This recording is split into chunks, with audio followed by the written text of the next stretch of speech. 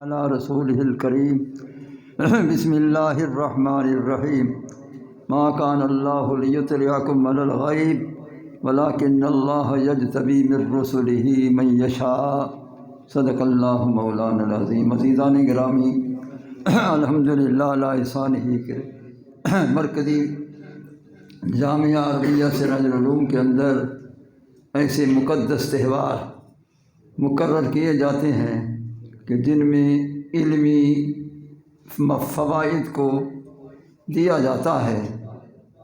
عزیز القدر برخوردار مظہر مختار سلمہ الغفار الی دار القرار، ان کا یہ مشورہ تھا کہ سراج العلوم کے اندر یہ علمی پیاس بجھانے کے لیے یہ 3 دن کے دروس قرآن ہونا چاہیے۔ میں نے تائید کی کہ بالکل درست ہے۔ تو 3 ٹائم اس کا ٹائم تھا، 9 سے 11، پھر ظہر 3 سے عصر تک، پھر مغرب سے عشاء۔ لیکن مظہر صاحب کو میں نے ذاتی کام کے لیے لاہور بھیجا ہے، اس لیے وہ نہیں آ سکیں گے، شاید کل رات پہنچ جائیں۔ تو اس وقت میں اپنے درس کے وقت میں حاضر ہوں، آپ متوجہ ہو کر سماعت کریں کہ سب سے پہلے علم مولانا بس کر بند کر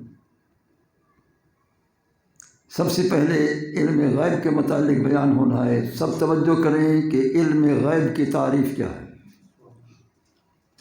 قاضی بیضاوی رحمۃ اللہ تعالیٰ علیہ نے اچھی تعریف کی ہے بیضاوی شریف کے اندر۔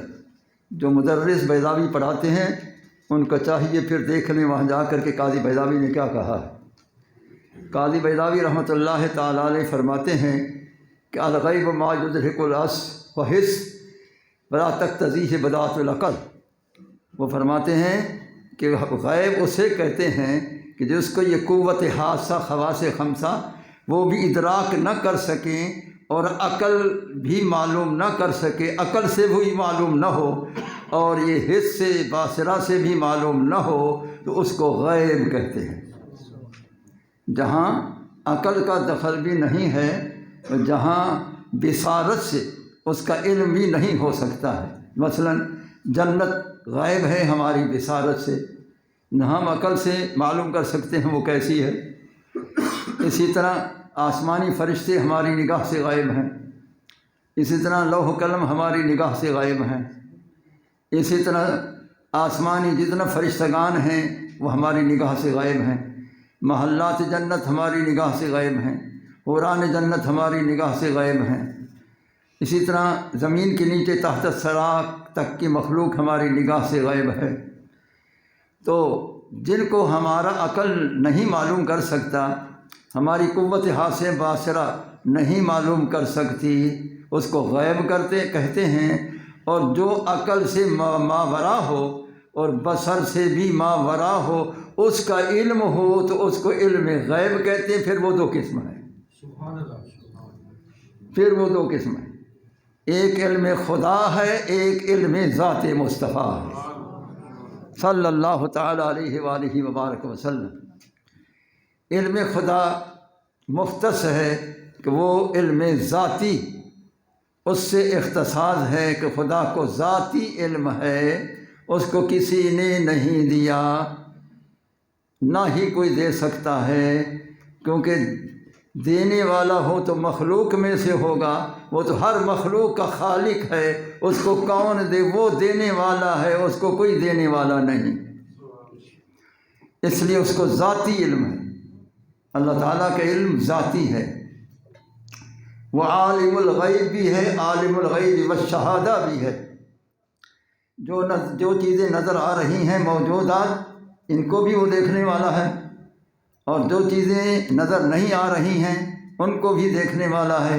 لا یخفی علیہ فی الارض شیء ولا فی السماء۔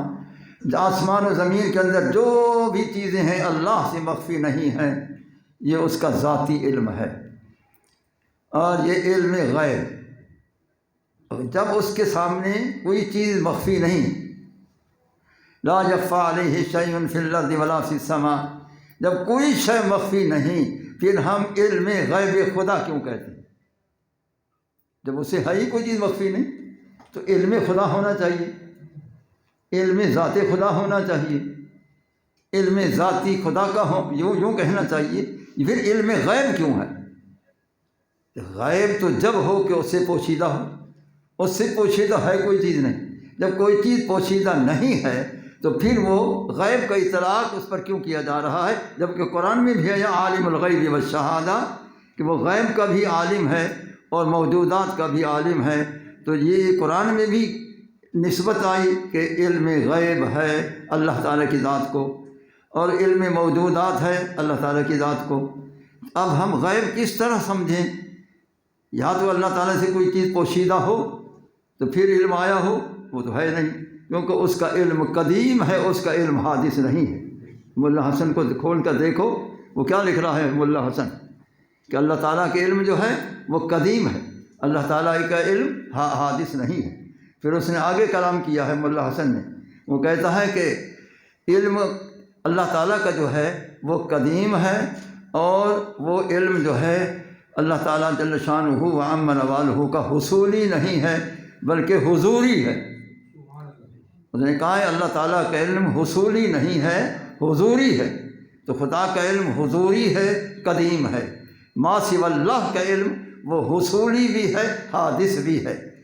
اس بنا پر اللہ تعالیٰ کے علم جب حضوری قدیم ہے تو وہ ذاتی ہے، جب ذاتی ہے تو پھر اس کو دیا کسی نے نہیں ہے، جب دیا کسی نے نہیں ہے تو اس سے کوئی چیز پوشیدہ نہیں ہے، جب کوئی چیز پوشیدہ نہیں ہے تو وہ عالم الغیب کیسے ہے؟ وہ پھر عالم الغیب کیسے؟ میرے ایک شاگرد تھے اور بہت بڑے عالم تھے، اور وہ متقی پرہیزگار، اس جیسا میں نے اپنے شاگردوں میں نہ دیکھا۔ اتنا متقی اور پرہیزگار کہ ساری زندگی انہوں نے مجرد گزاری عبادت الہی کے اندر، انہوں نے تزوج بھی نہ کیا، انہوں نے ساری زندگی اللہ کی عبادت میں گزاری ہے، اور ساری زندگی ورد و وظائف میں گزاری ہے۔ تو وہ گئے کراچی، تو کراچی چند علماء سے ان کی ملاقات ہو گئی ہوگی، تو اس نے یہی سوال کیا کہ بھئی علم خدا کا ہو، علم غیب خدا کیوں کہتے ہو؟ کہ جب اس سے کوئی چیز پوشیدہ نہیں ہے تو پھر اس کو علم غیب کیوں ہے؟ مولانا فرماتے تھے کہ کافی علماء سے میں نے یہ سوال کیا، لیکن میرا جواب تسلی بخش نہ ملا، تشفی نہ ہوئی، میں مایوس ہو گیا۔ اور انہوں نے کہا ارے بھائی ہمارا تو ادھر دھیان بھی نہ گیا تھا۔ اس نے کہا ابھی دھیان کر لو۔ بہرحال ان کی تسلی نہ ہوئی بقول ان کے۔ پھر وہ یہاں تشریف لائے تو یہ سوال میرے سامنے پیش کیا کہ حضرت اس کی کیا وجہ ہے کہ عالم الغیب والشہادہ، تو عالم الشہادہ تو ہو، عالم الموجودات تو ہو، تو عالم الغیب تو غیب تو ان سے کوئی چیز ہے نہیں، تو پھر عالم الغیب کیسے؟ میں نے کہا مولانا یہ بہت معمولی جواب ہے، اس کا مختصر سا جواب ہے اگر سمجھو۔ ارے بھائی وہ اس لیے غیب، اس کا علم غیب اس لیے ہے کہ بالنسبت الی المخلوق، کہ جو مخلوق کی طرف سے جو غیب چیزیں ہیں اس کا بھی اللہ کو علم ہے۔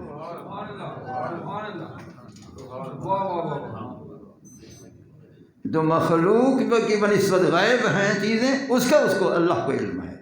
یہ نہیں ہے کہ بھائی اللہ سے پہلے کوئی چیز پوشیدہ تھی پھر علم آیا، نہیں، اس کا علم ازلی ہے، قدیم ہے، ابدی ہے، حضوری ہے۔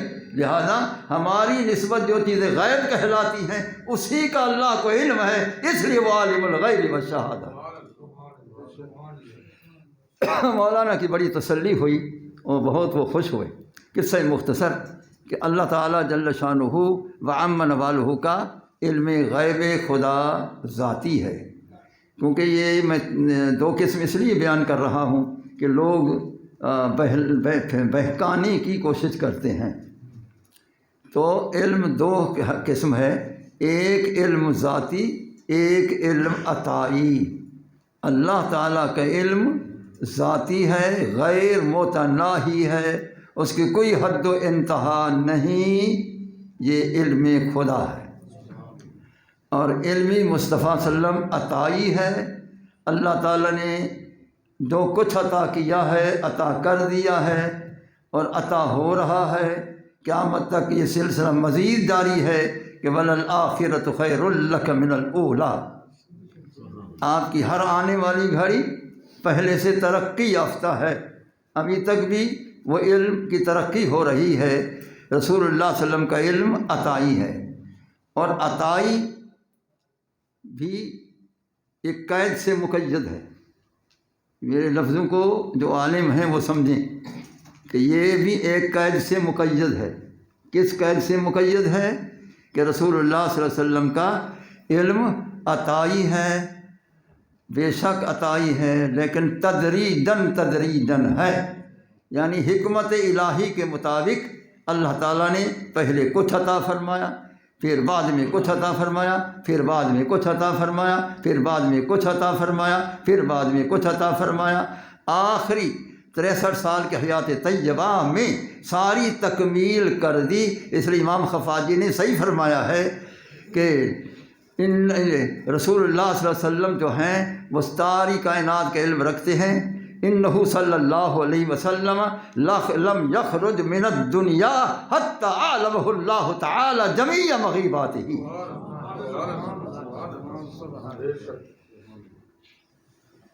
انہ صلی اللہ علیہ وسلم لم یخرج من الدنیا حتی علمہ اللہ تعالی جمیع مغیباتہ۔ جمیع بعض مغیبات نہیں، جمیع مغیبات۔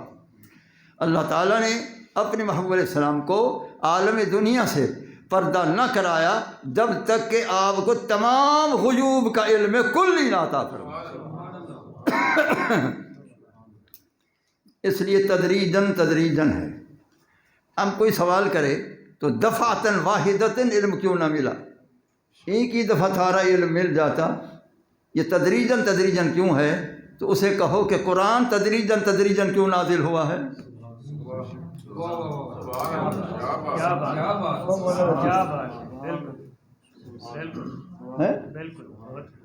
اسے کہو نا کہ قرآن جو ہے یہ تدریجاً کیوں ہے؟ یہ تو نجمن پھر آہستہ کبھی آیت، کبھی 2 آیت، کبھی 3 آیت، کبھی حکمت الہی کے مطابق۔ تو وہ ناسخ بھی ہیں منسوخ بھی ہیں احکام، ناسخ و منسوخ ہیں، ناسخ بھی ہیں منسوخ بھی ہیں۔ تو یہ احکام قرآن مجید میں موجود ہیں، تو لہٰذا کوئی آیت مدنی ہے، کوئی آیت مکی ہے، کوئی آیت سفر میں نازل ہے، کوئی آیت حضر میں نازل ہوئی ہے، کوئی آیت رات کو نازل ہوئی ہے، کوئی آیت دن کو نازل ہوئی ہے۔ یہ تمام تدریجاً ہے، حکمت الہیہ کے مطابق اللہ تعالیٰ کا یہ کرم ہے کہ تدریجاً قرآن نازل فرمایا۔ یہ اس کا کرم ہے، کیونکہ وہ اللہ نے دیکھا کہ اب یہ احکام میں نے عطا کیے، یہ پابند ہو گئے، اب دوسرے دینے چاہیے، پھر یہ عطا کیے ہیں، اب یہ پابند ہوں گے، پھر تیسرے دینے چاہیے، اب اس کی ضرورت تھی میں نے دیا، اب اس کی ضرورت نہیں، یہ منسوخ کرنے چاہیے۔ یہ اس کا کرم ہے امت مصطفیٰ پر، یہ اس کا کرم ہے امت مصطفیٰ صلی اللہ علیہ وسلم پر، اور یہ صدقہ ہے ذات مصطفیٰ کریم کی نسبت کا، یہ صدقہ ہے ذات مصطفیٰ کریم کی نسبت کا۔ اس لیے قرآن کا نزول بھی تدریجاً 23 سال میں ہوا ہے، 23 سال میں قرآن مکمل ہوئے۔ الیوم اکملت لکم دینکم واتممت علیکم نعمتی ورضیت لکم الاسلام دینا۔ تو اس بنا پر 23 سال کے اندر اگر قرآن نازل ہوتا رہے تو وہاں اعتراض نہیں ہے۔ اگر میرے مصطفیٰ کو تدریجاً علم میں یہاں کیوں اعتراض ہے؟ جو جواب وہاں ہے وہی جواب یہاں۔ اس لیے رسول اللہ صلی اللہ تعالیٰ علیہ وآلہ وآلہ وسلم کو تدریجاً علم حاصل ہوا، اور کبھی سرکار نے اظہار نہ فرمایا۔ تو یہ پہلی بات یاد رکھیں کہ جتنی حدیثوں کا مطالعہ کرتے جاؤ، کسی صحابی نے رسول اللہ کے علم پر طعن نہیں کیا تھا، کسی صحابی نے رسول اللہ صلی اللہ علیہ وسلم کے علم پر کبھی طعن نہ کیا، اور کبھی یہ نہ کہا کہ سرکار کو یہ علم نہیں، وہ علم نہیں، وہ علم نہیں۔ جب بھی طعن آیا ہے منافقین سے آیا ہے، جب بھی اعتراض ہوا ہے منافقین سے ہوا ہے، اور منافق اسے کہتے ہیں کہ ظاہر کلمہ پڑھیں، یقولون فی افواہہم ولم تؤمن قلوبہم، ان کا زبان جو ہے کلمہ پڑھے، دل میں ایمان نہ ہو، اسے بے ایمان کو اسے کو منافق کہتے ہیں۔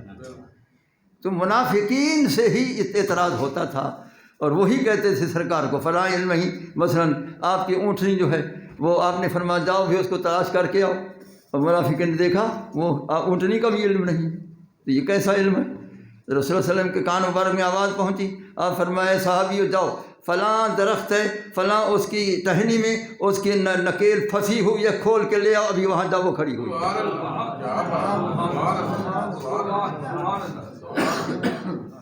تو رسول اللہ صلی اللہ علیہ وسلم نے واضح فرمایا ما بال اقوام طعنوا فی علمی، کیا برا حال ہوگا اس قوم کا جو میرے علم محمدی پر بھی طعن کرتے ہیں، میرے علم پر بھی اعتراض کرتے ہیں۔ تو لہٰذا یہ علم غیب کا انکار کرنے والے منافقین تھے، وہی چلے آ رہے ہیں۔ تو وہ صحابہ کرام کسی سے یہ ثابت ہی نہیں کسی نے کہا ہو کہ نبی کریم کو یہ علم نہیں، یہ علم نہیں، یہ علم نہیں، ایک صحابی سے ثابت نہیں ہے۔ معلوم ہوا کہ صحابی وہی ہے جس کے اندر تسلیم و رضا ہو، تسلیم و رضا ہو۔ تو اور منافق وہی ہے جس کے اندر تسلیم نہ ہو بلکہ انکار ہو، اعتراض ہو۔ قصہ مختصر، اللہ تعالیٰ کا علم حضوری قدیم لا متناہی، رسول اللہ صلی اللہ تعالیٰ علیہ وسلم کا علم عطائی تدریجاً اور متناہی۔ اب اس کی تشریح سنیں کہ متناہی اور غیر متناہی میں کیا فرق ہے۔ متناہی اور غیر متناہی میں فرق ہے، بہت بڑا فرق ہے، اور لوگوں نے غلط اس کو سمجھا ہے جس وجہ سے رسول اللہ کے علم کی توہین کرتے ہیں۔ اصل میں یہ ہے کہ اللہ تعالیٰ کا علم کوئی حد نہیں ہے، کوئی انتہا نہیں ہے کہ ہم کہیں خدا کا علم اتنا ہے، ہم اتنا کا تعین نہیں کر سکتے ہیں۔ رسول اللہ صلی اللہ علیہ وسلم کو اللہ تعالیٰ نے متناہی علم عطا فرمایا، اور وہ محدود، لیکن محدود کا پھر یہ سمجھیں کہ وہ علم مصطفیٰ جو ہے خدا کے علم کے سامنے میں متناہی ہے، مخلوق کے علم کے سامنے یہی غیر متناہی ہے۔ اللہ کے علم کے مقابلے میں متناہی ہے اور مخلوق کے علم کے مقابلے میں غیر متناہی ہے۔ لہذا یہ عطائی علم جو ہے وہ اتنا ہے کہ جس کو ہم اندازہ ہی نہیں کر سکتے۔ اب ایک ساعت کا علم دیکھیں، ایک ساعت کا، اب پھر اندازہ کریں کہ باقی کیا کچھ ہوا ہوگا 23 سال میں۔ سرکار نے فرمایا اب یہ وقت، اس وقت مجھے یہ کرم ہو چکا ہے کہ علمت علم الاولین والآخرین، میں اولین کا بھی علم رکھتا ہوں، آخرین کا علم بھی جانتا ہوں۔ علمت ما فی السماء وما فی السماوات والارض، ساتوں آسمانوں میں جو کچھ ہے اس کا بھی مجھے علم ہے، ساتوں زمینوں کے اندر جو کچھ ہے اس کا بھی مجھے علم ہے۔ تو یہ علم غیر متناہی مخلوق کی بنسبت ہے، اللہ کے سامنے متناہی ہے، تاکہ خالق و مخلوق کا فرق لازم ہے، تاکہ خالق و مخلوق کا فرق لازم ہے، اور حضوری قدیم کا اور حصولی کا فرق لازم ہے، ذاتی اور عطائی کا فرق لازم ہے۔ اب رہا کہ آیات کریمہ متعدد ہیں، نفی کی بھی اور اثبات کی بھی، نفی کی بھی اور اثبات کی بھی۔ جو نفی کی آیات ہیں یہ لوگ رسول اللہ پر چشمہ کرتے ہیں۔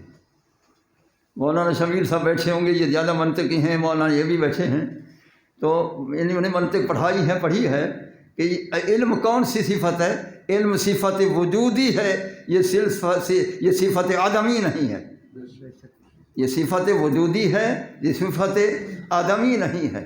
اور اس کے بعد یہ صفت ایجابی ہے، صفت سلبی نہیں ہے، کہ سلب اور عدم رسول اللہ کے شان کے خلاف ہے، اس لیے ہم عدم علم کے قائل نہیں ہیں، ہم علم کے قائل ہیں، کیونکہ عدم علم کا معنی جہل ہے، جہل عیب ہے، اللہ نے محبوب کو ہر عیب سے بے عیب پیدا فرمایا۔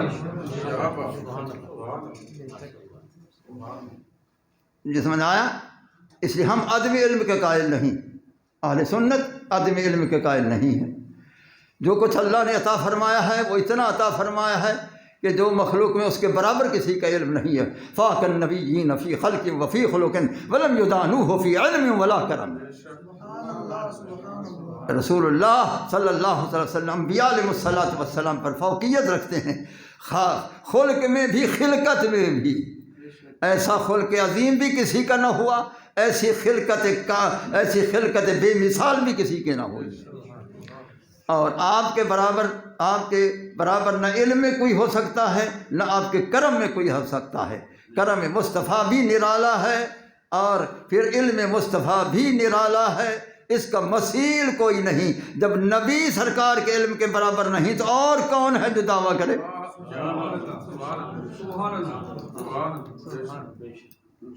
جب انبیاء علیہ السلام رسول اللہ صلی اللہ علیہ وسلم کے علم کے برابر نہیں، میں کہتا ہوں کہ سارے دنیا کے کائنات کے علوم جمع کرو نا، سارے علوم جمع کرو، فرشتوں کے علم بھی جمع کرو، انبیاء کے علم بھی جمع کرو، اولیاء کے علم بھی جمع کرو، جتنی اہل علم سب کا علم جمع کرو، وہ اس طرح ہے کہ جس طرح کہ رسول اللہ صلی اللہ علیہ وسلم کے سمندر میں سے ایک قطرہ ہو۔ یہ سمجھ آیا؟ رسول اللہ صلی اللہ علیہ وسلم کے سمندر علم کے سامنے ایسا جس طرح ایک قطرہ ہو۔ اب قطرہ جن کو ملا ان کا علم بھی مشہور ہے، تو جس کے پاس سمندر ہے، ہاں بھائی، جن کے پاس قطرہ ہے تو وہ انبیاء کا علم مشہور ہے، اور جن کے پاس جو سمندر ہے اس کا علم کتنا ہے، اور جو اس دریا کے اندر غوطہ زن ہیں ان کا علم کتنا ہے۔ جو اس دریا کے اندر غوطہ زن ہے، میں نے غوطہ زن کا لفظ کہا ہے اور واقعی ایسا ہے۔ ابھی میں قول پیش کرتا ہوں حضور غوث الثقلین رضی اللہ تعالیٰ عنہ کا، جو سید الاولیاء بھی ہیں، جو محبوب خدا بھی ہیں، اور وہ قطب ربانی بھی ہیں، غوث سمدانی بھی ہیں، وہ شہباز لامکانی بھی ہیں۔ حضور غوث اعظم رضی اللہ تعالیٰ عنہ فرماتے ہیں، میں کون ہوں؟ انا غائص فی بحار علمہ و مشاہدتہ، میں اللہ تعالیٰ کے علوم خاص کے سمندر میں غوطہ لگانے والا ہوں۔ اللہ تعالیٰ کے علوم کے سمندر میں غوطہ لگانے والا ہوں، اور اس کی ذات کے مشاہدہ کرنے والا بھی میں ہوں، تجلیات خداوندی دیکھنے والا بھی میں ہوں، اور بحر العلوم کے اندر، سمندر علم کے اندر غوطہ لگانے والا بھی میں ہوں۔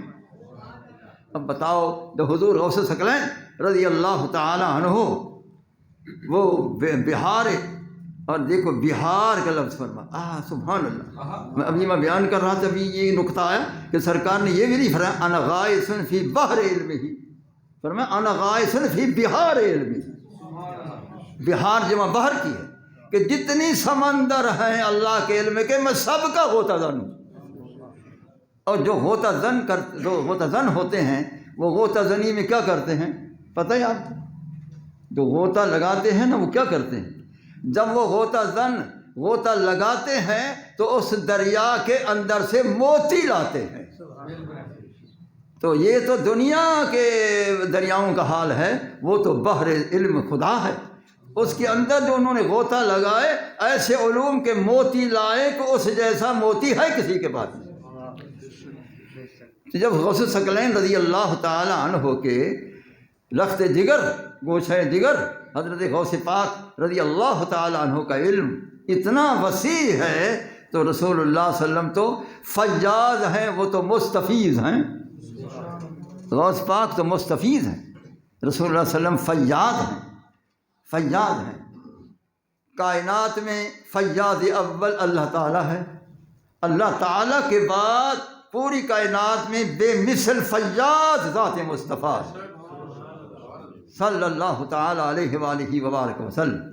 جب رسول اللہ نے فیض عطا فرمایا حضور غوث الثقلین کو، تو ان کو بحر توحید اور بحر علوم کے اندر غوطہ زن بنایا ہے۔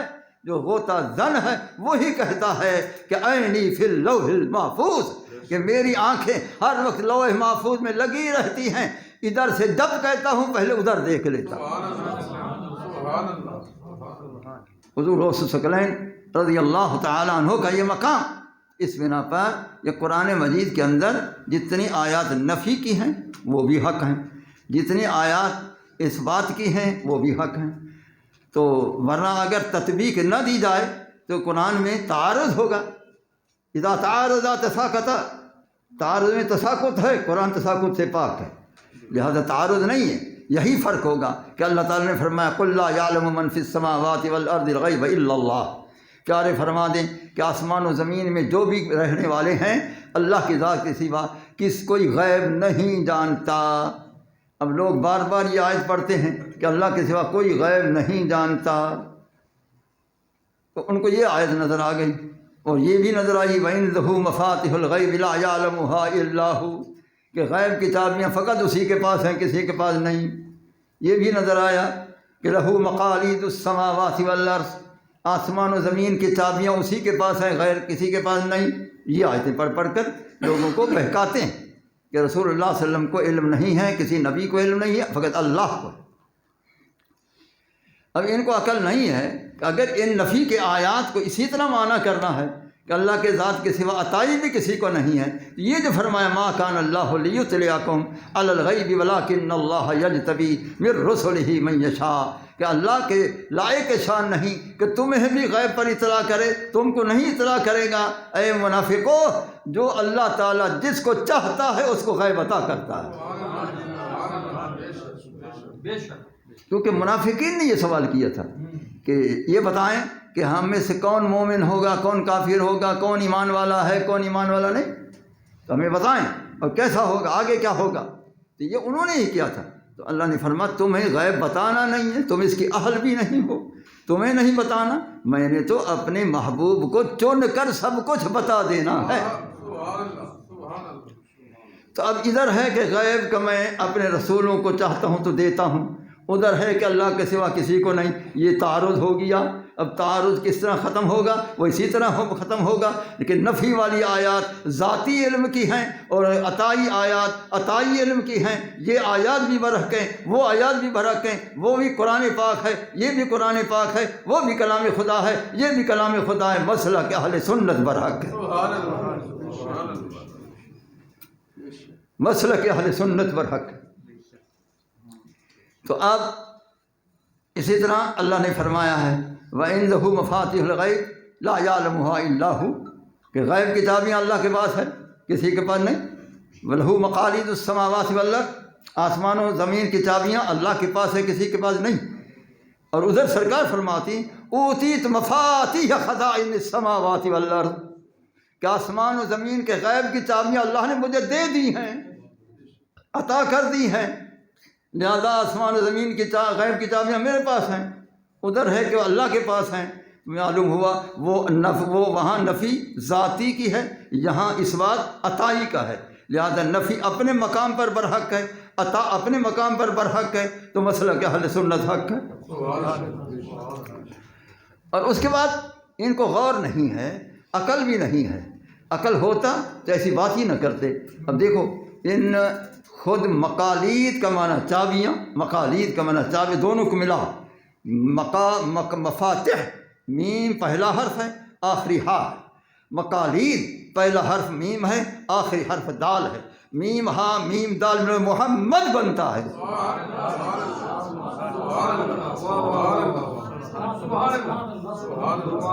صلی اللہ تعالی علیہ وآلہ وبارک وسلم۔ تو اب بتاؤ، ارے محمد کریم علیہ السلام تو اللہ تعالیٰ کی غیب کی چابیاں سرکار خود ہیں۔ اعلیٰ حضرت عظیم البرکت رضی اللہ تعالیٰ عنہ نے یہی نقطہ بیان کیا ہے جو میں نے ابھی بیان کیا، یہ اعلیٰ حضرت کا بیان کرتا ہے۔ اعلیٰ حضرت عظیم البرکت رضی اللہ تعالیٰ عنہ نے یہی نقطہ بیان فرمایا ہے کہ دیکھو ان حروف میں دیکھ لو، پہلا حرف میم ہے، آخری حرف ہا ہے، مفاتح، اور مقالی پہلا حرف میم ہے، آخری حرف دال ہے، دونوں کو ملا میم ہا میم دال، میم ہا میم دال، محمد صلی اللہ علیہ وسلم۔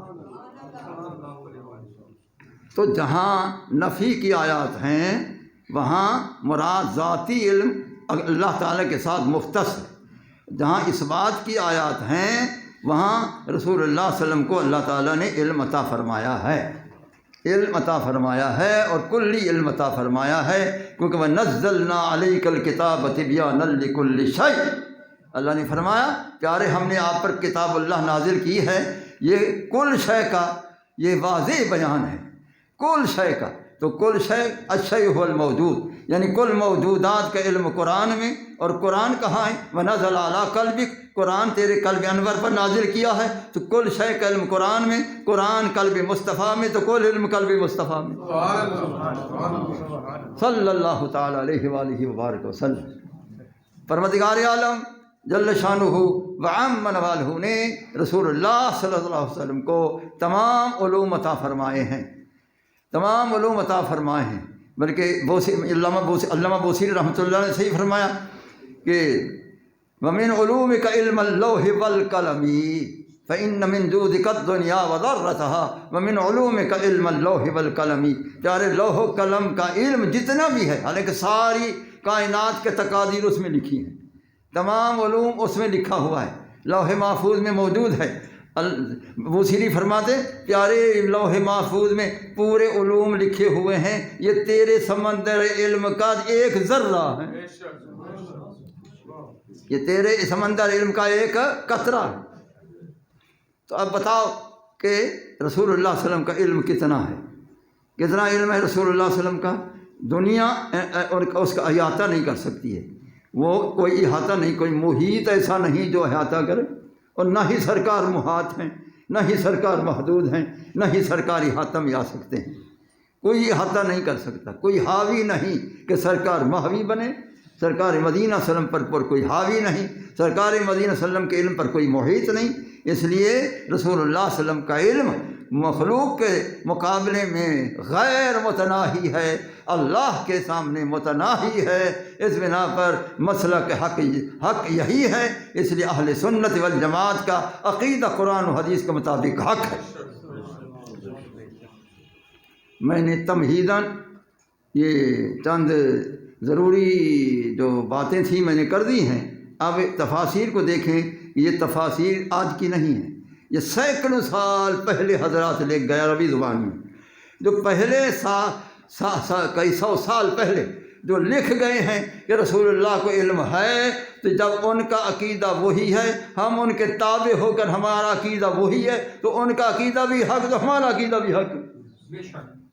اب بتاؤ یہ تفاسیر یہ موجود ہیں، رسول اللہ صلی اللہ تعالیٰ علیہ وآلہ وبارک وسلم کے متعلق ان حضرات نے کیا فرمایا ہے کہ اللہ تعالیٰ نے نبی علیہ الصلوۃ والسلام کو علم غیب عطا فرمایا ہے، اس میں کوئی شک و شبہ نہیں ہے۔ کہاں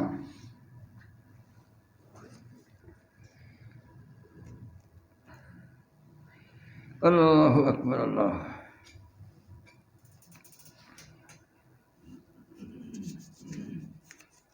یہ فرماتے ہیں کہ لیس لکم رتبۃ الاطلاع علی الغیب، اے منافقو تمہیں غیب کا مرتبہ نہیں عطا سکتا، تم کو اطلاع نہیں کر سکتے ہیں۔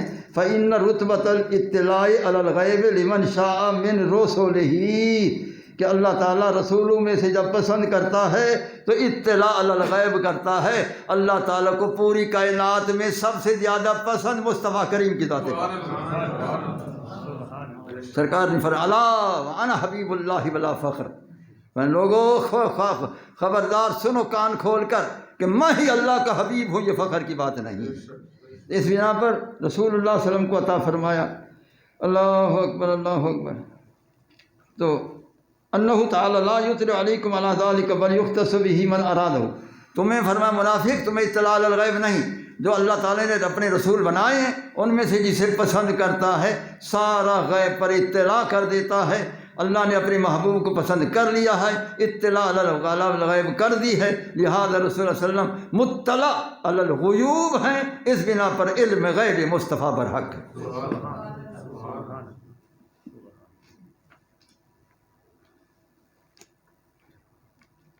یہ فَأَمَّا مَعْرِفَةُ ذَلِكَ عَلَى سَبِيلِ الْاطِّلَاعِ مِنَ الْغَيْبِ فَهُوَ مِنْ خَوَاصِ الْأَنْبِيَاءِ، فرمایا غیب پر مطلع کرنا یہ اللہ کی طرف سے یہ انبیاء علیہ السلام کے خواص میں سے ہے۔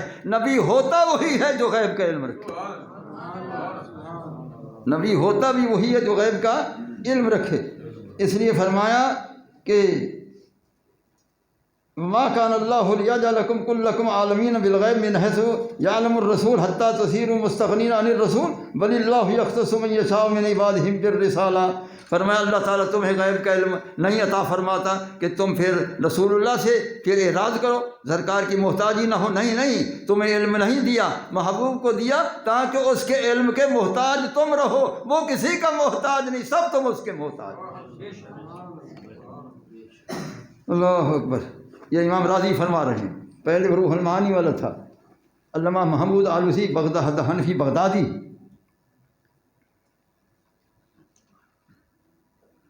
ہاں، قد اطلع اللہ تعالی محمد علیہ الصلاۃ والسلام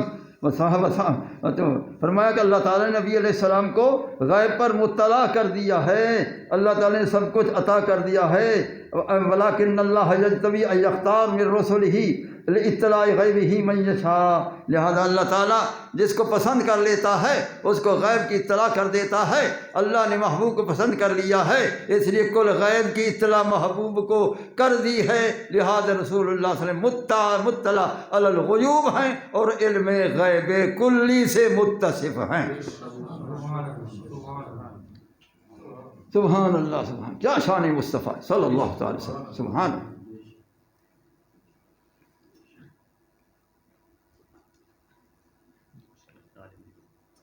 کہاں؟ ہاں، دوسری آیت قرآن مجید میں ہے، عالم الغیب فلا یظہر علی غیبہ احدا الا من ارتضی من رسول۔ جو منکرین علم غیب ہیں وہ کہتے ہیں کہ اللہ تعالیٰ نے اپنا خاص علم تو کبھی نہ دیا، جو خاص ہے وہ اللہ کے ساتھ مختص ہے، لہٰذا بعض علم دیا ہے، وہ بعض علم تو آپ کے پاس ہے، یعنی بعض علم کے قائل ہیں، کل علم کے قائل نہیں ہیں۔ پھر کہتے ہیں یہ اللہ تعالیٰ کے ساتھ مختص ہے، اس نے کسی کو عطا نہیں فرمایا ہے۔ اب یہ صاحب روح البیان یہ فرما رہے ہیں، اللہ اکبر۔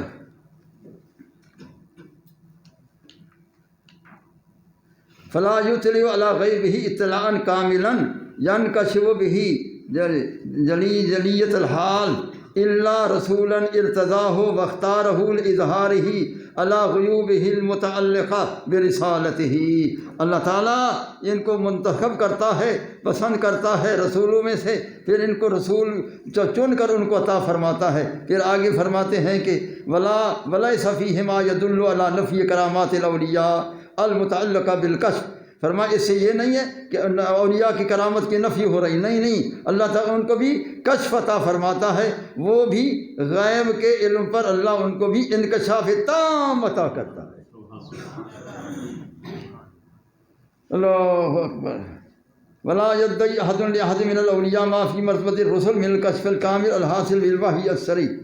تو لہذا اللہ تعالیٰ نے ان کو الہام کے ذریعے ان کو بھی سب کچھ عطا فرماتا ہے۔ اللہ اکبر۔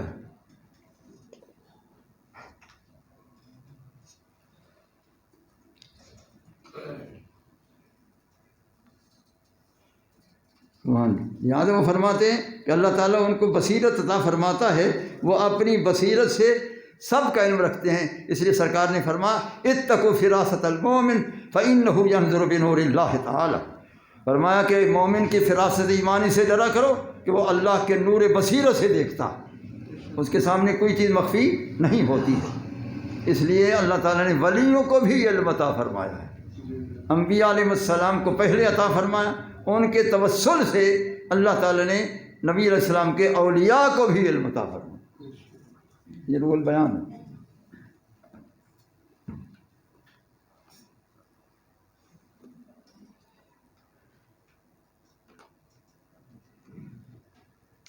الا من ارتضی من رسول الا من یستفیہ لرسالتہ ونبوتہ فیظہر موجزۃ لہ آیۃ دالۃ علی نبوتہ، کہ رسول اللہ صلی اللہ علیہ وسلم کو اللہ نے نبوت عطا فرمائی، اس لیے اللہ تعالیٰ نے اپنے نبی کریم السلام کو چن چن کر تمام اپنا خاص غائب بھی ظاہر کر دیا۔ خاص غائب بھی اللہ تعالیٰ نے، جو اللہ کا خاص غائب تھا، جو کہتے غائب کسی کو نہ، جو خاص غائب بھی ان کو عطا فرما دیا۔ یہ مجموع التفاسیر۔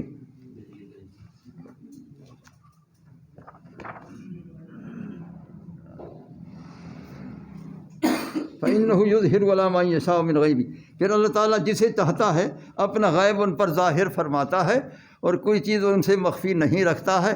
اس لیے رسولوں کو بھی سارا علم، سید العالم وسلم کو کائنات سے، پوری کائنات سے سب سے افضل و اعلیٰ آپ کی ذات ہے، اس لیے آپ کا علم، میں تو کہتا ہوں ارے کیوں یہ دھندے میں انکار میں پڑ چکے ہیں؟ دیکھو یہ جتنی گنتے جاؤ گے نا، شمار کرتے جاؤ، غیب ہوگا، جنت غیب، جہنم غیب، آسمان اوپر والے غیب، فرشتے غیب، ٹھیک ہے، اور نیچے تحت صراط مخلوق غیب، یہ فقط غیب ہے۔ اس کے علم میں جھگڑا کر رہے ہیں کہ ان کے اس غیب کا علم نہیں۔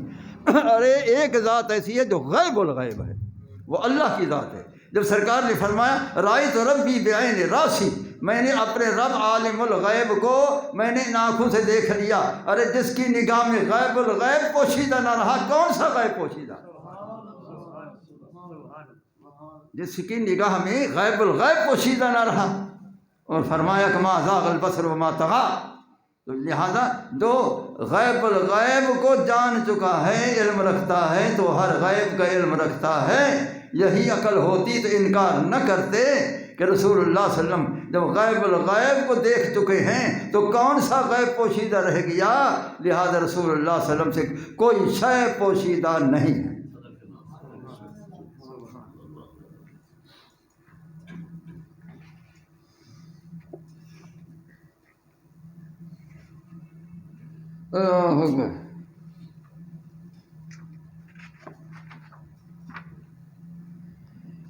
یہ تمام مفسرین کا یہی قول، سب کے برابر عبارتیں مختلف آ رہی ہیں، وہ یہی ہے کہ اللہ تعالیٰ نے اپنے محبوب علیہ السلام کو چن لیا ہے اور اپنا خاص غائب بھی ان پر ظاہر کر دیا ہے۔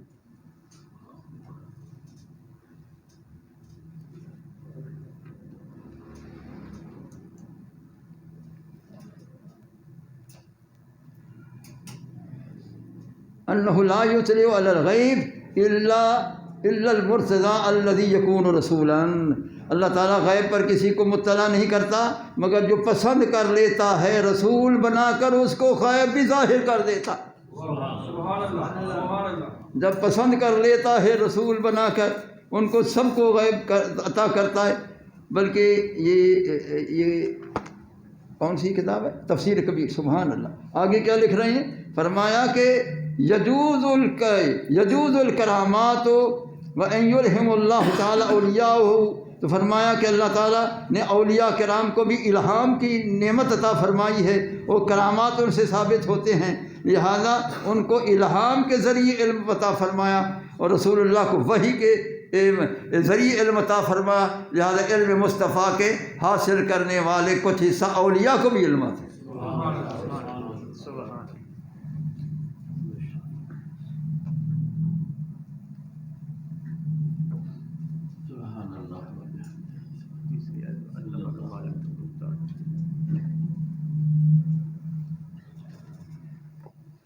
اللہ نے فرمایا وَعَلَّمَكَ مَا لَمْ تَكُنْ تَعْلَمُ وَكَانَ فَضْلُ اللَّهِ عَلَيْكَ عَظِيمًا، معناه وَعَلَّمَكَ مِنْ خَفِيَّاتِ الْأُمُورِ وَأَطْلَعَكَ عَلَى ضَمَائِرِ الْقُلُوبِ وَعَلَّمَكَ مِنْ أَحْوَالِ الْمُنَافِقِينَ، فرمایا کہ اللہ تعالیٰ نے محبوب علیہ السلام کے قلوب کو مزین فرمایا ہے، اطلاع کر دی ہے آپ کو، اور آپ کے سامنے کوئی چیز مخفی نہیں، منافق بھی آپ کے سامنے ہیں، مومنین سب کو آپ جانتے ہیں۔ تو اللہ تعالیٰ نے محبوب علیہ السلام پر یہ احسان عظیم فرمایا، نبوت بھی عطا فرمائی اور علم کلی بھی عطا فرمایا۔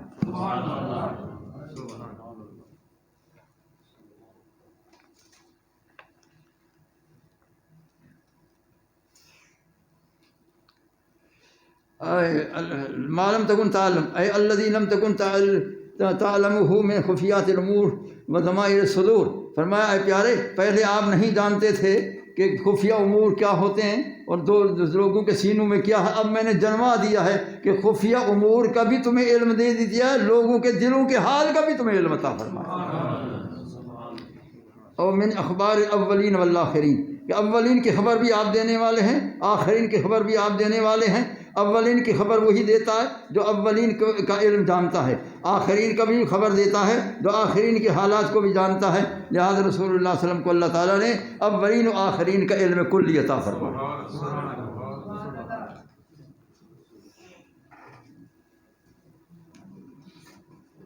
وعلمک بالوحی من الغیب خفیات امور ما لم تکن تعلم ذلك الى وقت التعلیم اذ لا فضل اعظم من النبوۃ العامہ والرسالۃ التامہ ومن ذلك الفضل العظیم عصمتہ وتعلیمہ ما لم يعلم۔ لہٰذا اللہ تعالیٰ نے نبوت عطا فرمائی، رسالت عطا فرمائی، اس کا تقاضا یہ ہے کہ اللہ تعالیٰ اپنی غیب کے اپنی وحی کے ذریعے عطا فرمائے۔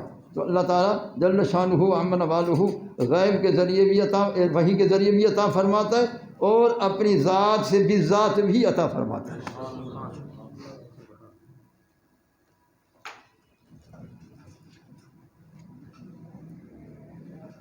علمک ما لم تکن تعلم یعنی من الشرائع والاحکام، چارے آپ شرائع اور احکام، پہلے آپ کو علم نہ دیا گیا تھا کہ ابھی شرائع کا حکم نہیں آیا، جب شرائع کا حکم آیا، شریعت کے مسائل آئے، احکام آئے، لہذا آپ کو سارا علم عطا فرما، کیونکہ آپ شارع علیہ السلام ہیں، علم ہوگا تو آگے ہی آپ ارشاد فرمائیں گے، لہذا آپ کو ہم نے شریعت کا بھی علم عطا فرمایا، احکام شریعت کا بھی علم عطا فرمایا۔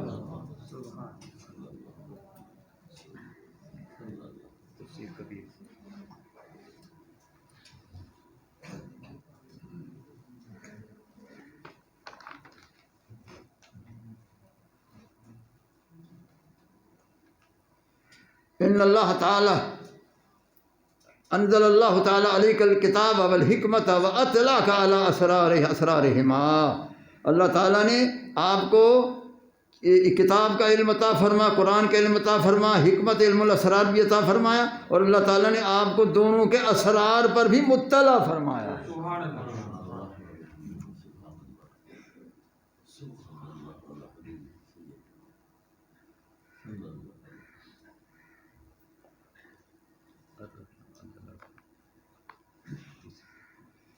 اللہ نے سورہ الرحمن میں فرمایا علم الرحمن علم القرآن، وہ رحمان جس نے قرآن پڑھایا، لأنہ اعظم النعم شأنا وارفعہما مکانا کیف لا وہو مدار للسعادۃ الدینیہ والدنیویہ۔ اللہ تعالیٰ نے آپ کو پورے قرآن کا علم پڑھایا ہے، تو پورے قرآن کا علم جو ہے، قرآن کے اندر حروف مقطعات بھی ہیں، وہ بھی قرآن ہے، وہ اسرار ہیں۔ معلوم ہوا کہ ظاہر قرآن کا بھی علم عطا فرمایا، باطن قرآن کا بھی عطا فرمایا، اور احکام شریعت بھی عطا فرمائے، اسرار حقیقت بھی عطا فرمائے۔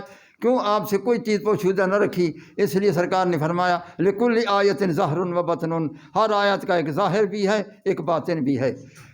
حضرت امام آلوسی فرماتے ہیں کہ ان ظاہرہا لحال الظواہر و باطنہا ما تضمنتہ من الاسرار التی اطلع اللہ تعالی علیہا ارباب الحقائق، کہ اللہ تعالیٰ نے ظاہر علماء ظواہر کے حصے میں عطا کر دیا، اور جو باطن ہے قرآن کی ہر آیت کا وہ اسرار ہیں، اصحاب حقیقت ہیں، اللہ تعالیٰ نے اسرار کا علم ان کو عطا فرمایا۔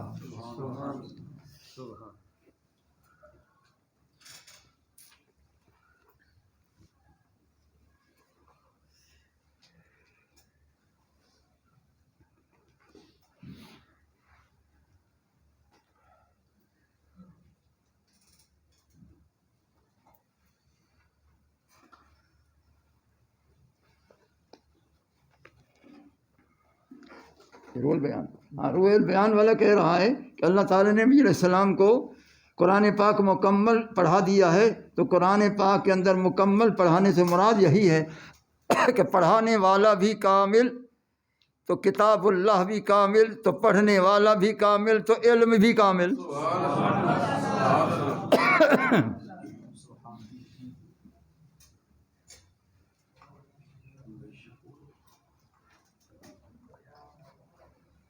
آدم علیہ السلام کے متعلق آیا کہ ان کے متعلق بھی ہے، اور یہاں بھی یہ فرمایا کہ علمہ البیان، اللہ نے انسان کامل کو بیان کا علم عطا، بیان کسے اسماء کل شیء وکیل علمہ اللغات، فرمایا کہ اللہ تعالیٰ جل شانہ عم نوالہ نے نبی علیہ السلام کو تمام چیزوں کے نام بھی بتا دیے، اور نبی علیہ السلام کو اللہ تعالیٰ نے جتنی بولیاں ہیں ان کا بھی علم عطا فرمایا، بولیوں کا علم بھی ہے، جتنی بولیاں چل رہی ہیں رسول اللہ صلی اللہ علیہ وسلم سب کے بولیوں کو جانتے ہیں۔ صحابہ نے عرض کیا تھا اتفقہ سلامہم یا رسول اللہ، پیارے مختلف زبانوں میں مختلف بولیوں میں سلام عرض کریں گے، آپ سمجھیں گے سب کے سلام؟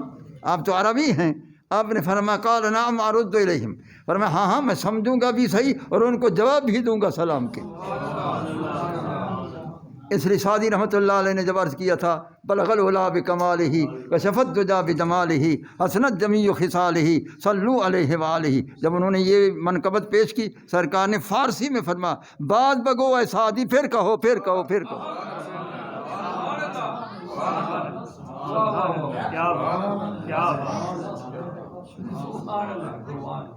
دیکھا رسول اللہ صلی اللہ علیہ وسلم ہر زبان جانتے، میں اردو بول رہا ہوں سرکار جانتے، سرائکی بولتا ہوں سرکار جانتے، جو زبان والا ہے سرکار اس کی زبان کو جانتے ہیں۔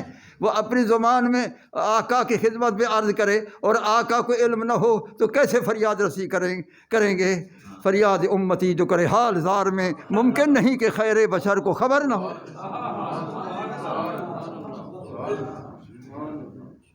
پل سے اتار راہ گزر کو خبر نہ ہو، جبریل پر بچھائیں تو پر کو خبر نہ ہو۔ اے شوق دل یہ سجدہ اگر ان کو روا نہیں، اچھا وہ سجدہ کیجئے کہ سر کو خبر نہ ہو۔ کانٹا میرے جگر سے غم روزگار کا، کانٹا میرے جگر سے غم روزگار کا، یوں کھینچ لیجئے کہ جگر کو خبر نہ ہو۔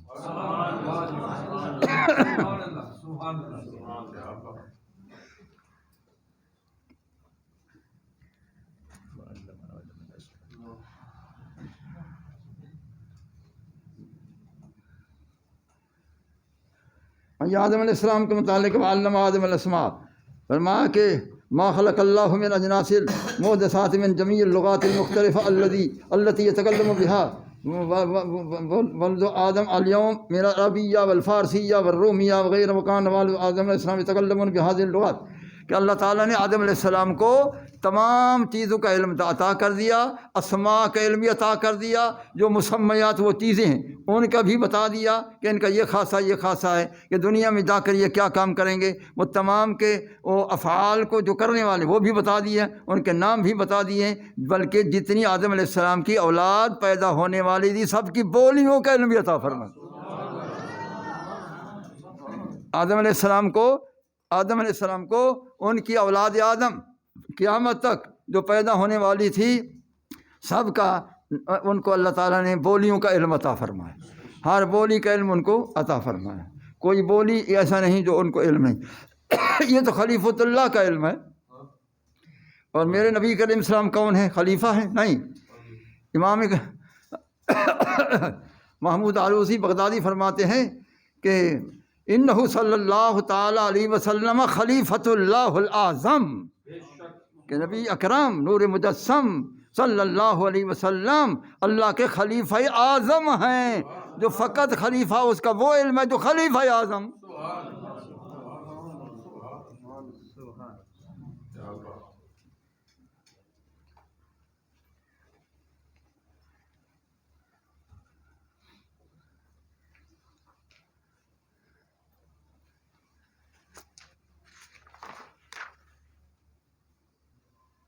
کون سی آیت ہے؟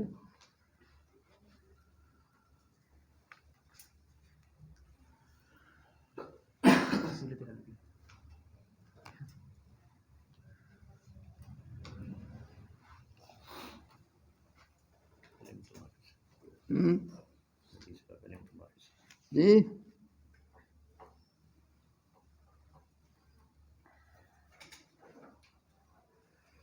ہاں، اب رہا کہ اللہ تعالیٰ نے علم عطا فرمایا، لیکن علم دو حیثیت سے تھا، ایک یہ کہ وحی کے ذریعے، ایک یہ کہ اللہ تعالیٰ نے بذات خود علم عطا فرمایا۔ بذات خود کیسے عطا فرمایا؟ اس کو امام سیوطی نے بھی نقل کیا ہے الاتقان فی علوم القرآن کے اندر، دیگر سیرت کی کتابوں میں بھی آیا ہے کہ رسول اللہ صلی اللہ علیہ وسلم آرام فرما ہے۔ آپ کا آرام بھی بے مثل ہے کہ آپ نے فرمایا تنام عینای ولا ینام قلبی، میری آنکھوں کو سوتا دیکھو گے میرا دل تو بیدار رہتا ہے۔ سرکار آرام فرما رہے۔ امام سیوطی فرماتے ہیں، اور عمدۃ القاری شرح بخاری، عینی شرح بخاری میں بھی آیا کہ سرکار فرماتے اتانی ربی فی احسن صورت، میرے پاس میرا رب آیا۔ فرمایا جبریل اب تم ٹھہرو، اب ہم خود ہی محبوب کی بارگاہ میں۔ فرمایا میرے پاس خود میرا رب آیا فی احسن صورت، بڑی اعلیٰ خوبصورت صورت میں آیا، بے صورت احسن میں آیا۔ میں نے مطالعہ کیا ہے کتابوں کا کہ پوری کائنات میں احسن الصور رسول اللہ کی صورت ہے۔ تو جب وہ احسن صورت سکی سرکار کی ہے، وہ اسی شکل میں ہو سکتا ہے، تو لہٰذا ادھر دیکھو وہی نظر آئے، ادھر دیکھو وہی نظر۔ تو اللہ نے فرمایا فیم یختصف الملأ الاعلیٰ، اے محبوب آپ کلام نہیں کرتے، بولتے نہیں ہیں، ہم جلوہ گر ہو چکے ہیں۔ فیم یختصف الملأ الاعلیٰ، یا آسمان کے فرشتے کنارے میں کیوں جھگڑ کر رہے ہیں؟ حالانکہ اللہ کو علم ہے، علم والا بھی پوچھ سکتا ہے، وہ لا علم نہیں ہے، اور سرکار خاموش رہے۔ اللہ نے جب پوچھا، معلوم اللہ کو علم ہے کہ میرے محبوب کو میں نے علم دیا ہے کہ ان کی وجہ مخاصمت کیا ہے، لیکن سرکار ادباً خاموش ہیں، ادباً خاموش ہیں۔ تو اللہ نے فرمایا پیارے اگر نہیں بولتے ہم اور ہیلا بناتے ہیں۔ تو پھر کیا کیا؟ وَاضَا كَفَّهُ بَيْنَ كَتَفَيَّ فَوَجَدتُّ بَرْدَ أَنَامِلِهِ فِي صَدَيَّ، یہ بے مثل رحمت کے ٹھنڈک کے ہاتھ یہاں رکھا اور اس کی ٹھنڈک ہاتھوں کی انگلیوں کی میرے سینے میں محسوس ہو رہی تھی۔ اس طرح محبت کا انداز بنا کے اب تو بول۔ سرکار نہیں بولتے، یہ ناز محبت ہے، انداز محبوبیت ہے۔ پھر اللہ نے فرمایا اچھا تیسرا ہیلا بناتے ہیں۔ فرمایا اللہ تعالیٰ نے علم عطا کیا، فعلمت ما فی السماوات والارض، ساتوں آسمان و زمین کا علم مجھے اسی وقت آ گیا۔ اللہ نے فرمایا ساری کائنات کے علوم حوالے کر چکا ہوں، اب تو بول۔ سرکار نہیں بولتے ہیں۔ بھئی کیوں کھولتے ہو، کیا ہو گیا تم کو؟ ہاں، تو اس بنا پر رسول اللہ صلی اللہ علیہ وسلم کو براہ راست یہاں علم ہے، کوئی جبریل کا واسطہ نہیں، کسی غیر کا واسطہ نہیں، بذات خود اللہ نے وہ سارا علم عطا فرمایا۔ اگر جبریل کے ذریعے کچھ عطا کیا تو حق ہے، اگر بذات خود سب کچھ عطا کیا تو حق ہے۔ جگہ یہ عقیدہ اہل سنت ہے۔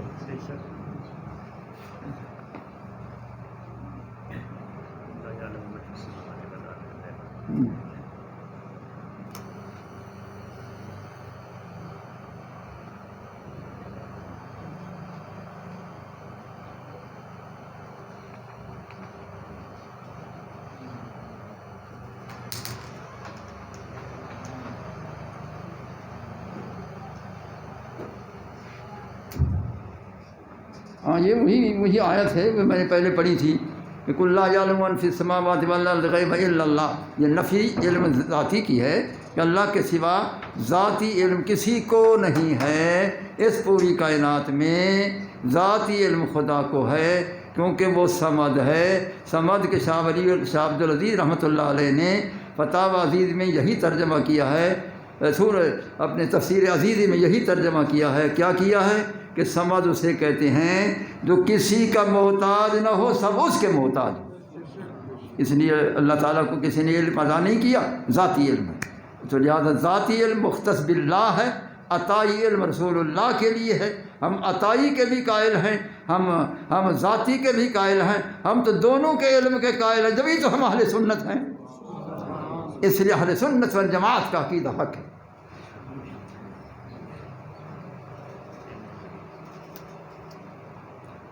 ان علم الولی ماخوذ من اللہ تعالیٰ بطریق الالہام والفیض لا بطریق التعلم والقراءۃ والدراست۔ اولیاء اللہ کو بعض ایسا علم ہوتا ہے جو اللہ کی طرف سے الہام کے ذریعے ہوتا ہے، علم لدنی جسے کہتے ہیں، جس طرح حضرت خضر علیہ السلام کو علم علمناہ من لدنا علما، ہم نے علم لدنی حضرت خضر علیہ السلام کو عطا کیا۔ تو علم اگر خضر علیہ السلام کو علم عطا کیا ہے تو محبوب کریم علیہ السلام کی امت کے اولیاء کو بھی اللہ تعالیٰ نے وہ علم لدنی عطا کیا ہے۔ وہ علم لدنی والے کسی کے پاس پڑھنے کے محتاج نہیں، کسی کتاب کے دیکھنے کے محتاج نہیں۔ اللہ تعالیٰ نے ان کے سینے کے اندر براہ راست علم ودیت فرمایا، ان اولیاء اللہ خزائن اللہ اودع اللہ تعالی فیہا علوما غریبہ واخبارا عجیبہ ویتکلمون بلسان الابدیہ۔ امام شعرانی رحمۃ اللہ علیہ کی عبارت میں نے پڑھی ہے طبقات کبریٰ کی کہ اللہ تعالیٰ کے اولیاء اللہ تعالیٰ کے علوم کے خزانہ ہیں، اللہ تعالیٰ کے علوم کے خزانہ ہیں، علوم عجیب و غریب علوم اللہ نے ان کے اندر ودیت فرماتے ہیں۔ اب جب بات کرتے ہیں بولنا اٹل ہوتا ہے، اس کے خلاف ہو نہیں سکتا۔ یہ اولیاء کا شان ہے جو غلامان مصطفیٰ ہے۔ جب غلاموں کا یہ شان ہے تو آقا کا کیا شان؟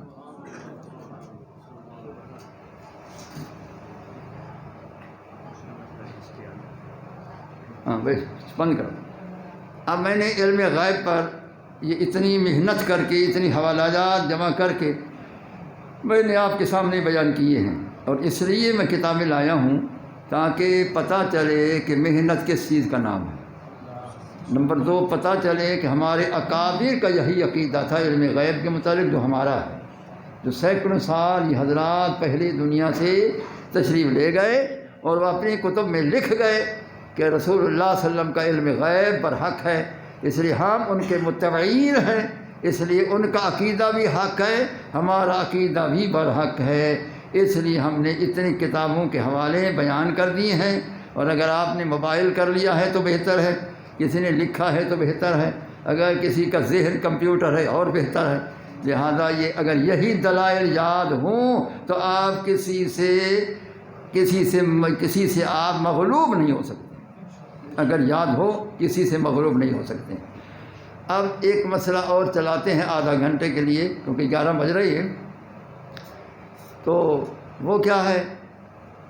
اہل سنت کا عقیدہ ہے کہ حقیقی مستعان اللہ تعالیٰ ہے، حقیقی مستعان اللہ تعالیٰ ہے، یعنی جو استعانت اللہ سے کی جاتی ہے بے شک برحق ہے، وہ حقیقی مستعان ہے۔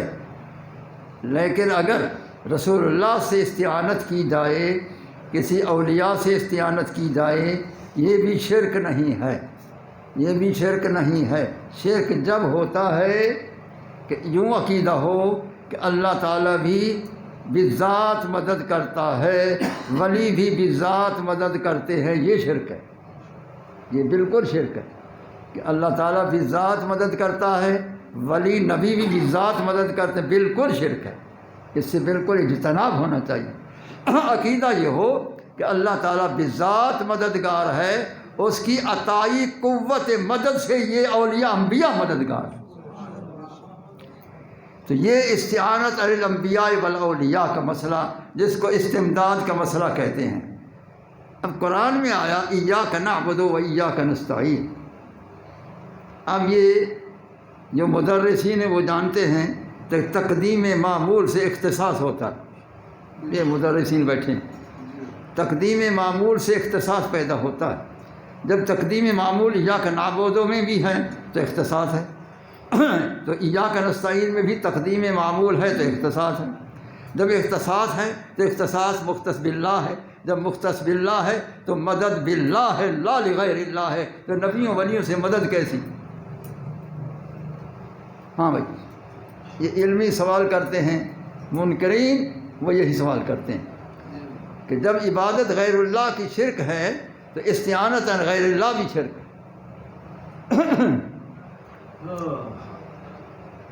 تو اب اس کا کیا جواب ہے کہ حصر دو قسم ہے، یہاں جو حصر پیدا ہوا نا اختصاص کا، وہ دو قسم ہے، ایک حصر حقیقی ہوتا ہے، ایک حصر اضافی ہوتا ہے۔ اور یہ جو ایاک نعبد کے اندر حصر حقیقی ہے کہ اللہ کے ذات کے سوا کسی کی عبادت جائز نہیں، قطعی طور قطعی طور قطعی طور۔ اور یہ ایاک نستعین میں حصر اضافی ہے، یہاں حقیقی نہیں، کیونکہ اگر حقیقی ہوگا تو پھر دیگر آیات کا انکار لازم آئے گا۔ اللہ نے فرمایا یا ایھا الذین آمنوا استعینوا بالصبر والصلاۃ، ایمان والو نماز اور صبر سے مدد طلب کرو۔ تو نہ نماز خدا ہے نہ صبر خدا ہے، تو استعانت علی الصلاۃ، استعانت علی الصبر کا اللہ نے حکم دیا ہے، یہ کیسے ثابت ہوگا؟ اس لیے یہ حصر اضافی ہے۔ اس بنا پر جب صبر سے مدد لینا جائز ہے اور نماز سے مدد لینا جائز ہے، نوافل کی کثرت سے اللہ تعالیٰ بلیات کو دور کرتا ہے، یہ استعانت جائز ہے، تو اس لیے اللہ تعالیٰ کے سوا اس کی عطائی قوت سے جن کو یہ قوت ملی ہے ان سے استعانت جائز ہے۔ اس لیے صاحب روح البیان نے فرمایا الاستعانت بالانبیاء والاولیاء استعانت باللہ تبارک و تعالی، کہ اللہ تعالیٰ کے نبیوں سے مدد مانگنا، اللہ تعالیٰ کے ولیوں سے مدد مانگنا، یہ اللہ سے مدد مانگنا ہے، کیونکہ ان کو مدد کرنے کی قوت اللہ نے عطا کی ہے، ان کو مدد کرنے کی قوت اللہ نے عطا کی ہے۔ تو اس لیے ان سے مدد مانگنا شرک نہیں، ان سے استعانت کرنا شرک نہیں۔ محقق علی الاطلاق شیخ عبدالحق محدث دہلوی رحمۃ اللہ علیہ نے اشرف اللمعات شرح مشکات اس میں فرمایا، ہر کے استمداد کردہ شود بوائے در حیات، استمداد کردہ میں شود بوائے بعد وفات۔ جن حضرات سے اولیاء سے دنیا میں مدد مانگنا جائز ہے، اگر وہ مزاروں میں چلے جائیں تب بھی مدد مانگنا جائز۔ شیخ محقق علی الاطلاق، جس کو ہم بھی شیخ محقق مانتے ہیں، دوسرے بھی مانتے ہیں، تو اس کی تحقیق کو بھی ماننا چاہیے۔ من یستمد فی حیات ہی یستمد بعد وفات ہی، جن سے عالم دنیا میں مدد مانگنا جائز ہے، عالم برزخ میں چلے جائیں جب بھی مدد مانگنا جائز ہے، اس کو بھی ماننا چاہیے۔ اور مولا علی قاری نے بھی یہی فرمایا، اور حضرت شاہ عبدالعزیز نے دوسری جگہ فرمایا، از اولیاء مدفونین انتفاع بسیار جاری است، جو اولیاء مزاروں میں چلے گئے ہیں ان سے نفع کثیر جاری ساری ہے۔ تو معلوم ہوا ان سے استعانت کرنا جائز ہے، یہ منع نہیں ہے، کیونکہ یہ مجازی استعانت ہے اور یہ حقیقی استعانت نہیں ہے۔ یہ خدا کے بندوں کو اللہ نے قوت عطا کی ہے، یہ حقیقت میں خدا کی قوت ہے۔ قرآن میں ایک آیت آتی ہے، ان القوت للہ جمیعا، سب قوتیں اللہ کے لیے۔ وہ سب کون سی ہیں؟ سب اللہ کی قوت۔ کون سی سب؟ یعنی انبیاء کی قوت اللہ کی قوت ہے، اولیاء کی قوت اللہ کی قوت ہے، سلاسل اربع کے اولیاء کی قوت اللہ کی قوت ہے، ہر ولی کی قوت اللہ کی قوت ہے، ہر تمام اولیاء کی قوت اللہ کی قوت ہے۔ جن کو کرامات کی قوت عطا فرمائی اللہ کی قوت ہے، جن کو مدد کرنے کی طاقت عطا فرمائی اللہ کی قوت ہے۔ اس لیے وہ فرماتے ہیں، اللہ تعالیٰ نے فرمایا ان القوت للہ جمیعا، یہ ساری قوتیں اللہ تعالیٰ کی ہیں۔ جب قرآن میں اس بات ہے، اس لیے ہم اہل سنت انبیاء اور اولیاء سے مدد مانگتے ہیں اور یہ جائز ہے۔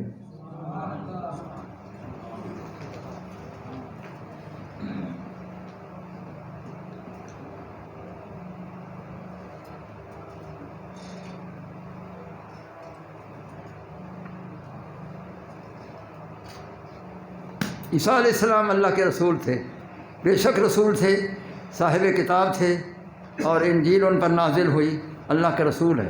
اگر غیر اللہ سے مدد مانگنا جائز نہ ہوتی، مجازی مدد، وہ کبھی نہ فرماتے من انصاری الی اللہ، کہ اللہ کی طرف کون میرا مددگار ہے۔ قال الحواریون نحن انصار اللہ، وہ حواریین خاص جو ان کے غلام تھے، انہوں نے کہا کہ ہم اللہ کے دین کے مددگار ہم ہیں۔ تو معلوم ہوا نبی نے، رسول نے مدد طلب کی تو شرک نہیں تھا، جب ہی مدد طلب کی ہے۔ ان کے حواریین نے کہا ہم مددگار ہیں، وہ تھے تو جب ہی فرمایا ہے۔ حضرت ذوالقرنین نے فرمایا اعینونی بقوت، لوگو میری مدد کرو، قوت سے مدد کرو، اعینونی اعانت کرو، مدد کرو۔ لہٰذا ذوالقرنین بھی فرمایا مدد طلب کر رہے ہیں، معلوم ہوا شرک نے قرآن بیان کر رہا ہے۔ تو اس بنا پر یہ ان القوت للہ جمیعا قرآن بیان کر رہا ہے، بس استعینوا بالصبر والصلاۃ قرآن بیان کر رہا ہے۔ تو اس بنا پر اللہ کے ولیوں سے مدد مانگنا شرک نہیں، رسول اللہ سے مدد مانگنا شرک نہیں، کہ ذاتی یہ مدد نہیں کرتے، اللہ کی عطائی قوت سے مدد کرتے ہیں۔ تو دار و مدار تو اللہ کی قوت پر ہے، جب اللہ کی قوت ہے تو شرک کہاں گیا؟ شرک ہی نہیں۔ تو معلوم ہوا اہل سنت کا عقیدہ اس بارے میں بھی حق ہے کہ اولیاء کرام، انبیاء علیہ السلام، سید الانبیاء کریم علیہ السلام بے شک وہ مدد کرتے ہیں۔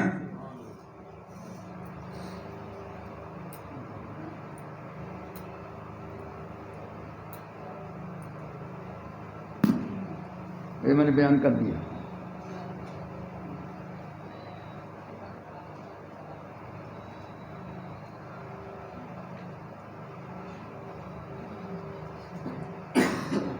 اور حضرت عظیم البرکت رضی اللہ تعالیٰ عنہ نے الامن والولا یہ کتاب لکھی ہے، انہوں نے حدیثیں جمع کی ہیں۔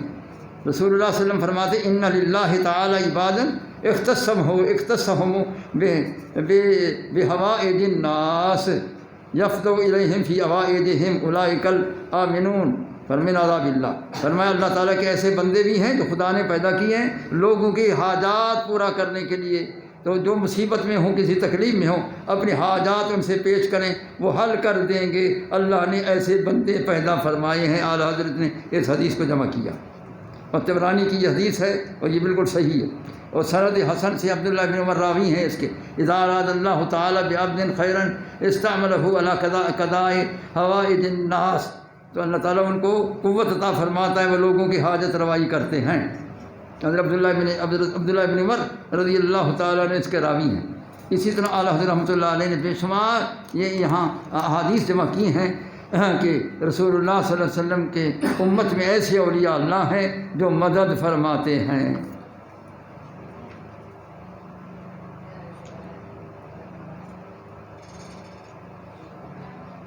کہاں ہے یہ تحفۃ الذاکرین شرح حسن حسین، یہ لائے ہیں سرکار نے، فیضا فلتت فلیناد یا عباد اللہ احبسوا، فرمایا اگر کسی کی سواری گم ہو گئی ہو تو جنگل میں کھڑا ہو، کہے کہ اے اللہ کے بندو میری سواری کو لاؤ، میرے پاس لاؤ، جہاں ہے اس کو تلاش کر کے لاؤ، بند کرو اس کو، کہاں ہے کہاں نہیں ہے، تو وہ اللہ تعالیٰ ان کے ذریعے عطا فرماتا ہے، اور اللہ تعالیٰ نے ان کو یہ قوت عطا فرمائی ہے۔ اللہ اکبر۔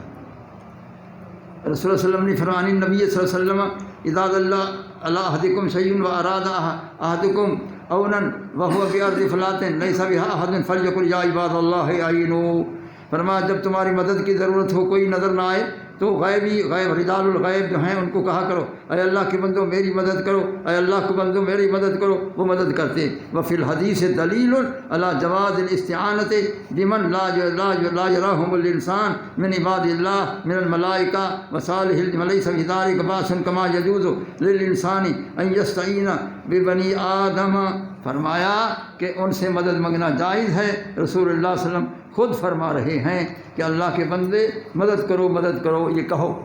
بلکہ علامہ شامی نے تو بہترین فرمایا، وہ کہتے ہیں کہ جب کسی کی کوئی چیز گم ہو گئی ہو تو وہ ایک ٹیلے پر، بلند ٹیلے پر کھڑا ہو جائے اور وہ پکارے یا سیدی احمد بن الوان ان لم ترد علی ضالتی والا لنزعتک من دیوان الاولیاء، یہ شامی کی عبارت میں نے پڑھی ہے کہ وہاں وہ کہے کہ اے اللہ کے بندو ہماری مدد کرو، اور جہاں کوئی چیز ہے ہماری گم ہے وہ لاؤ، فرمایا اس کو کہو، اور اگر نہیں کرو گے ہم اولیاء کے دفتر سے آپ کو جو ہے اللہ تعالیٰ کے حکم سے باہر کرا دیں گے، مہربانی کرو ان کو لاؤ، یعنی ان کو وہاں کہہ کر وہاں کہو یا عباد اللہ، اے اللہ کے بندو آئینونی ہماری مدد کرو، اے سیدی احمد بن الوان مدد کرو۔ اگر سیدی احمد بن الوان مدد کر سکتا ہے تو سید الانبیاء علیہ السلام بتائیے کہ اولا مدد کر سکتے ہیں۔ اس بنا پر ہمارا عقیدہ اہل سنت کا حق عقیدہ ہے، جس میں کوئی شک و شبہ نہیں ہے۔ یہ کیا ہے؟ بس ختم۔ تو اب یہ کتاب نہیں کھول کر دی ہے مجھے، میں زبانی بیان کرتا ہوں، سنو بھائی۔ تذکرۃ الرشید کتاب کا نام ہے، تذکرۃ الرشید، اور مولانا یہ میرٹھی ان کا لکھنے والا ہے، تو مولانا میرٹھی لکھنے والا ہے، تو وہ لکھ رہا ہے کہ حاجی امداد اللہ مہاجر مکی جو ان کے پیر تھے وہ گھر میں تھے، اور حافظ ضامن ساموی ایک ان کے ساتھی تھے وہ بھی گھر میں تھے۔ ان کا مرید بحری جہاز میں سفر میں تھا، اور بحری جہاز ڈوبنے لگا، وہ تلاطم آیا ڈوبنے لگا، وہ مرید صاحب باہر کھڑے ہو کر دروازے سے باہر کہتا ہے اے میرا پیر حاجی امداد اللہ جہاں بھی ہو میری مدد کر، میری مدد کر، میری مدد کر۔ تو حاجی صاحب حاجی امداد اللہ لکھ رہے ہیں، وہ ظاہر ہوئے، اور حافظ ضامن بھی ساتھ تھے، انہوں نے کہا اے میرا مرید نہ گھبراؤ، ہم تمہارے جہاز کو تیرا کر مدد کر کے جا رہے ہیں۔ اگر ان کا پیر صاحب وہ ڈوبتے ہوئے اس جہاز کو تیرا سکتا ہے تو میرے غوث العظم نے بھی بیڑا تیرایا تھا، وہ بھی بڑھیا کا بیڑا تیرایا تھا۔ لہذا یہ اپنی کتابوں میں خود لکھ رہے ہیں کہ وہ آئے اور وہاں آ گئے، کہاں اس کا گھر تھا وہاں آ گئے، پتہ نہیں طی العرض اس کے لیے ہوا ہے یا ویسے ہی انہوں نے لکھ دیا ہے کہ اگر وہ آ سکتا ہے مدد کے لیے تو نبی علیہ السلام اپنے غلاموں کے لیے بھی مدد کے لیے آ سکتے ہیں، اولیاء اللہ بھی اپنے غلاموں کے لیے مدد کرنے کے لیے آ سکتے ہیں۔ اس بنا پر جب یہ لوگ اپنوں کے لیے لکھیں تو شرک نہیں ہے، اور اگر ہم اپنوں کے لیے لکھیں یا بیان کریں تو شرک ہو جاتا ہے۔ یہ کیسی بات ہے؟ ارے جو ناجائز ہے ہر وقت ناجائز ہے، جو جائز ہے تو ہر وقت جائز ہے۔ اگر یہ اپنوں کے لیے کہ وہ جائز ہے، اور اگر وہی ہم غوث پاک کے لیے کہ وہ ناجائز ہے، وہ کچھ نہیں کر سکتے۔ ارے وہ تو سب کچھ کر سکتے ہیں، تم کچھ نہیں کر سکتے ہو، میرا غوث سب کچھ کر سکتا ہے۔ ہاں، تو اس بنا پر ایسے واقعات انہوں نے اپنی کتابوں میں لکھے ہیں۔ آج میں کتنی ساری کتابیں محنت کر کے، مطالعہ کر کے، نشانات لگا کے میں ادھر لے آیا ہوں، اور میں اتنی دیر بیان کرتا رہا ہوں، اور میرے خیال روز روشن کی طرح یہ ثابت ہو گیا ہوگا کہ علم غیب رسول بھی برحق ہے، علم غیب خدا بھی برحق ہے، اور استعانت عن الانبیاء والاولیاء بھی برحق ہے، اور مسلک اہل سنت بھی برحق ہے۔ بس آج تک یہاں تک سبق میں نے پڑھا دیا ہے، پھر انشاءاللہ کل صبح کو دیکھیں گے۔ بدر صاحب تو وہ ادھر ہیں، وہ تو ادھر ہیں نہیں، وہ تو کل رات کو شاید پہنچے، اللہ جانے۔ تو اس لیے میرا خیال یہی ایک ٹائم کافی ہے نا، وہ نا کہ دوسرا ہو۔ ہاں، یہ ساتھ دیتے ہیں، یہ تو جائیں گے پھر نہیں آئیں گے۔ ہاں پھر کیا کریں؟ اچھا، بہرحال آج کا سبق کافی سمجھیں، ابتدا ہے، تمہید ہے، میں نے بہت کچھ بیان کر دیا ہے۔ اگر یہی بھی آپ ذہن میں محفوظ رکھیں تو آپ کو کوئی نہیں پھسلا سکتا، کوئی نہیں پھسلا سکتا، کوئی نہیں گمراہ کر سکتا۔ مسلک حق اہل سنت مضبوط عقیدہ ہے۔ دعا کریں اللہ تعالی ہم اس عقیدہ اہل سنت پر ہم سب کو قائم دائم رکھے۔ اللہ تعالیٰ ان بزرگان کی تحقیق پر عمل کرنے کی توفیق عطا فرمائے۔ اللہ تعالیٰ رسول اللہ صلی اللہ علیہ وسلم کے ذات پاک کے فیض و برکات سے اللہ مستفید فرمائے، اور یا اللہ کے فیض و برکات سے اللہ تعالیٰ مستفید فرمائے۔ اللہ تعالیٰ آپ کے قلوب کو روشن کرے، اللہ تعالیٰ آپ کے ذہن کو روشن کرے، اللہ تعالیٰ آپ کو علم کی محبت مزید عطا فرمائے۔ جو کچھ میں نے بیان کیا ہے یا اللہ تیری رضا کی خاطر تو قبول فرما، اور اس کا صلہ خیر عطا فرما۔ آمین آمین آمین۔ صلی اللہ تعالیٰ علی خیر خلقہ سیدنا مولانا محمد وعلی